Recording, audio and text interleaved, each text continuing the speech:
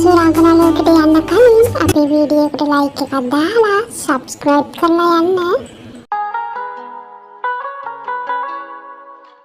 ඔන්න ඉතින් එකමත් එක ගමක ජීවත් වුණා අහිංසක පුංචි පවුලක්. ඉතින් මෙයාලා පළතුරු විකුණලා තමයි එදා වේල හොයාගත්තේ.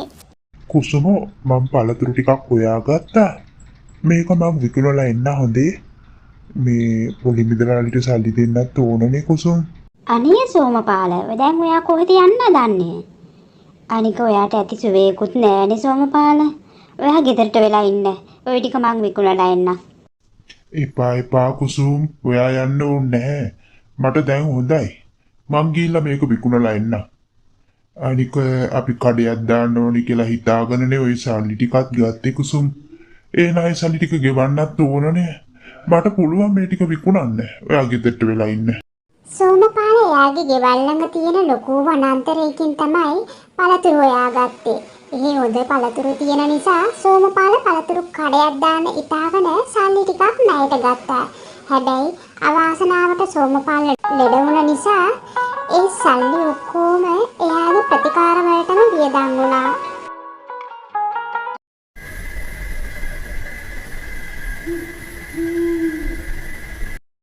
සෝමපාල මං කොත්තමන ටිකක් තැම්බුවා. මේක බීලා ඉන්න. ඔයා මහන්සි වෙලා වැඩ කරනකොට මට හරියට බය හිතෙනවා. අනේ ඔයා නිකන් කලබල වෙන්න එපා කුසුම. මං හොඳින් ඉන්නේ ඔය. කොදුව? නිදිද? ඔව් සෝමේ ඔයා එනකන් මෙච්චර වෙලා බලාගෙන හිටියා. ඔය දැන් නිදාගන්න ගියේ. කතා කරන්නද? එපා කුසුම්. ඒ ළමයාට කරදර කරන්න එපා. පව්. ඒ ළමයා ගැන හිතද්දි තමයි මට හරියට දුක හිතෙන්නේ. අපි නිසා ළමයාත් පුදුම දුකක් විඳින්නේ. මං කරවල ටිකක් ගෙනාවා. දුව කරවල තෙල් දාලා කන්න හරිය ආසයිනේ. ඒට ඕක හදලා දෙන්න.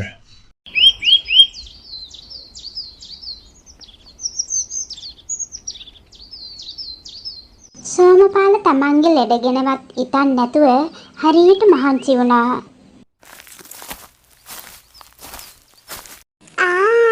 අද නම් මං ආසම දෙයක් අම්මා හදලා තියෙන්නේ. මං හරි ආසයිනේ කරවල තෙල් දාලා කන්න. අනේ දුවේ ඔයා ඕම කිව්වට අපේ දුප්පත්කම ඉඳා ඔයාට හරියට කෑම වේලක්වත් දෙන්න බැරි වෙනවනේ. අනේ අම්මේ මේකට වැඩිය හොඳ කෑම මොකද්ද? මං ආසයි මෙහෙම කන්නම්මේ. අනේ ඉතින් මේ පුංචි දුව තිලීට දෙමව්පියන්ගේ අසරණකම තේරෙන නිසා ඒගොල්ලන්ට කරදරයක් නොදී ඒ විදියටම ජීවත් වෙන්න පුරුදු වුණා.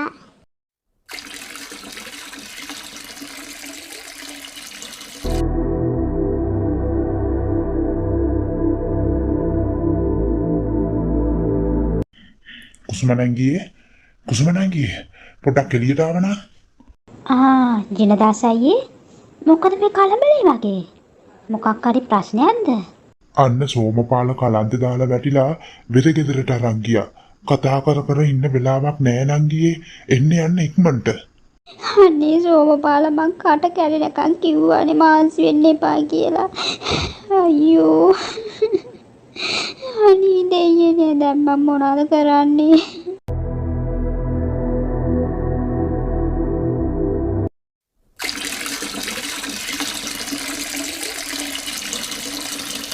අනේ අම්මේ මොකද අම්මේ උනේ තාත්තට? නේ පුතේ තාත්තා මේ දවස්වල මහන්සි වුණා වැඩි දිවි. ඒකයි ආයෙත් ලෙඩ වෙලා. කොච්චර කිව්වත් මහන්සි වෙන්න එපා කියලා. අනේ දෙයියනේ.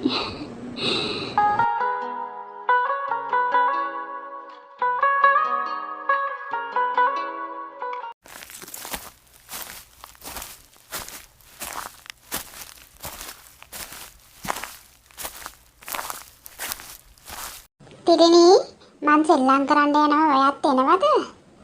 අනේ මට බෑ මදු. අපේ තාත්තට ආයෙත් සනීප නැති වුණානේ. තාත්තව තනියම දාලා මට එන්න බෑ මදු.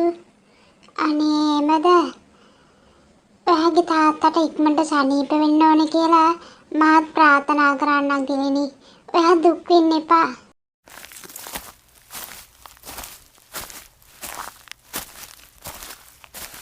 මේ කුසුම් මං ආවේ ණය සල්ලි ගැන මතක් කරලා යන්න හොඳද?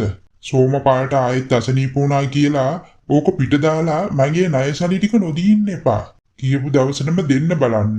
තව දවස් 2යිනේ තියෙන්නේ. අනේ මුදලාලි බය වෙන්න එපා. එහෙම කරන්නේ නැහැ. මට පුළුවන් වෙයි ඒට අනිද්දා වෙනකොට ඔය සල්ලි ටික ගෙවන්න මුදලාලි.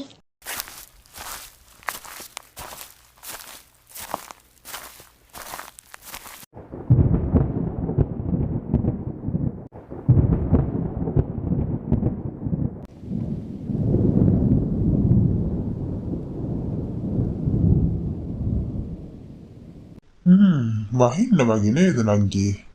ඔය පළතුරු ටික අරන් ගෙදර ගියා නා හෙටවත් ඇවිල්ලා විකුණ ගන්න බැරියේ. අනේ නෑ අයියේ. කොහොම හරි මහන්සි වෙලා මේ ටික විකුණලාම යනවා. දැක්ක නේද අර පොලි මුදලාලි කියපු දේවල්? එයාගේ සල්ලි විතරක් නෙවෙයි. සෝමපාලට බේත් ගන්නත් සල්ලි ඕනනේ. ඉතින් මේ විදියට සෝමපාල අසනීප වුණාට පස්සේ කුසුමා හරියට දුක් විඳා.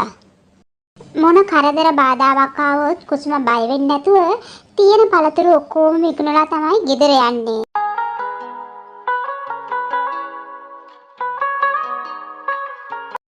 කොහොම හරි අර පොලිසල් ටික ගෙවා ගන්න පුළුවන් වුණා සෝමේ. ඔය දෙන්න තව කාලත් නැතුව ඇතිනේ. මං කන්න මොනාරි හදාගෙන එන්න හොඳේ. අනේ කුසුමෝ මේ වැස්සත් එක්ක ඔයා මහන්සි වෙනවා වැඩි කුසුමෝ. කොත්තමනි ටිකක්වත් අම්බලා බොන්න. ඉතින් දිගටම වැස්සට තෙමිලා දුක් විඳපු නිසා කුසුමත් ලෙඩ වුණා.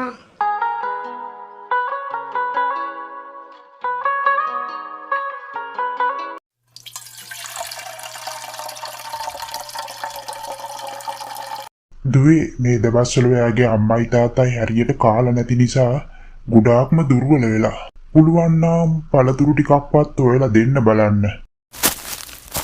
අනේ මගේ අම්මයි තාත්තයි පව්. කොහොම හරි පළතුරු ටිකක් හොයලා අම්මටයි තාත්තටයි දෙන්න ඕන. ඒ දෙන්න හොඳට සනීප වුණොත් ඒක ඇති මට. අම්මේ මං කලාවට ගිහිල්ලා ඔය දෙන්නට පළතුරු ටිකක් හොයාගෙන එන්න.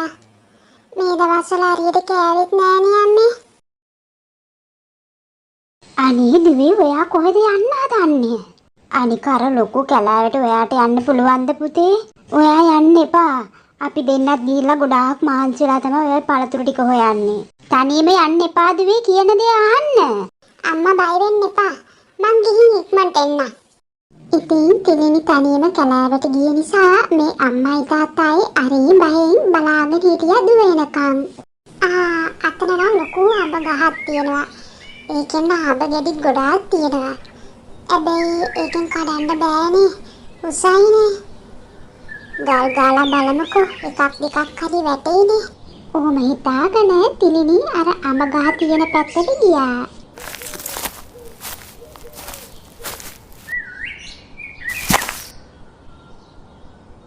මට ගල් ගහන්නේ කවුද? මගේ සාපේට ලක් නොවි ඉස්සරහට ආවනම් හොඳයි.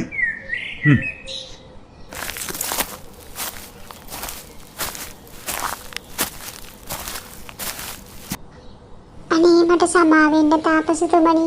මං අඹ කඩන්න තමයි ඔය ගල විසි කරේ. මගේ අම්මයි තාත්තයි අසනීප වෙලා හරියට කෑමක්වත් නැතුව ගොඩාක් දුර්වල වෙලා. ඒකයි මේ පළතුරු ටිකක් හොයාගෙන ආවේ. අනේ මට සමා වෙන්න. මොනවා? ඒ නිසා මේ මා විශාල වනාන්තරයකට කෑම හොයාගෙන තනියම ආවද? මෙහෙම දෙමව්පියන්ට සලකන දරුවන්ට කවදාවත් වැරදින්නේ නැහැ. ඒ නිසාම ඔයාට මං තෑග්ගක් දෙන්න. මට තෑග්ග? මේක මහයාපානක්. මේ පහන දැල්වලා නුඹට අවශ්‍ය දේ හිල්ලලා ප්‍රාර්ථනා කරන්න. ඉන්පසු නුඹ හිල්ලපු දේ නුඹට ලැබෙයි. හැබැයි මේ පහන දැල්වලා එකපාරකට වරන් 3යි ඉල්ලන්න පුළුවන්.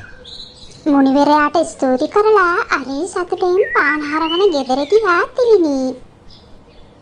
ගෙදර ගියාට පස්සේ තිලිනි මුලින්ම ඉල්ලලා ප්‍රාර්ථනා කරේ තමන්ගේ අම්මයි තාත්තයි සනීප වෙන්න ඕන කියලා. පස්සේ එයා හොඳ කෑම වේලක් ඉල්ලලා ප්‍රාර්ථනා කරා. මුනිවරයා කිව්වා වගේම ඒගොල්ලන් ප්‍රාර්ථනා හැමදේම ඉෂ්ට වුණා. ඉතින් තිලිනිගේ අම්මයි තාත්තයි තමන් වගේම ඉන්න අසරණ මිනිසුන්ට උදව් කරන්නත් පටන් ගත්තා. මෙයාලා මුදල් පවා දීලා උදව් කරපු නිසා පොලි මුදලාලිගේ ව්‍යාපාරයක් කඩා වැටුණා.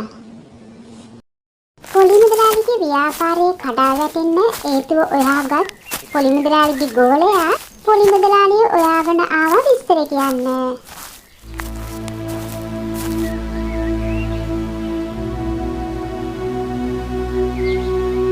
අනේ බං මෙච්චර තොරතුරු ඔයාගත් උඹට කවුරුත් නැති වෙලාවෙ හිමීට ඔය පාන උස්සන් එන්න බැරිද බං? මෙතන ඇවිල්ලා කියපනවා ඉතින්. ඔය පාන සොරකම් කළා වැඩක් නෑ මුදලාලි. ඔය පානෙන් බලය ලබා ගන්න පුළුවන් ඒ පවුලේ මිනිසුන්ට විතරයි කියලා කියන්නේ. මේ අපේ ගමේ මිනිසුන්ටත් මොනවාරි ඕන වුණොත් ඒ පවුලේ මිනිසු මාර්ගයෙන් ඔය පානෙන් ලබා ගන්නෙ. මේ මුදලාලි මම වැඩක් කියන්න. අපි දැම්ම යමු කැලෑවට. ඔය තාපසයා ඉන්න තැන හොයාගෙන අඹ කඩලා වගේ ගලක් විසි කරමු. එතනින් පස්සේ ළඟට ගිහින් ඒ ළමයා කිව්වා වගේම මේ අඹ කඩන්නයි ගල විසි කරේ මේකයි අරකයි කියලා කතාව කියමු. ඒ ළමයාට පහනක් දුන්නා වගේ අපිට රත්තරන් උනක් දෙන්න බැරි කමක් නැහැ මුදලාලි. ගෝලයාගේ අදහස හොඳ වූ නිසා මුදලාලිත් ඒකට කැමති වුණා. පස්සේ දෙන්නත් එක්ක තාපසයා හොයාගෙන කැලෑවට ගියා. ඒ දෙන්න සැලසුම් කරපු විදිහටම වැඩේ කරන්න පටන් ගත්තා. ඒත් ඔවුන්ගේ බොරු නාටකම් දැනගත් මුරිවරයා කෝපයටපත් වී ඒ දෙන්නට නොසිතු දඬුවමක් දුන්නා. ඒ දෙන්නව ගලක් විදියට පත් කරා. ඔබලා වැනිම තණ්හාකාරී අය ඔබලාව දැක පහඩමක් ඉගෙනගත යුතුයි. ඒ වෙනුවෙන් තමයි මේ දඬුවම ඔබලාට. මැජික් පහනේ උදව්වෙන් සෝමපාලගේ පළතුරු කඩේ දාන සිහිනයක් සබා වෙලා ඔවුන් සතුටින් ජීවත් වුණා.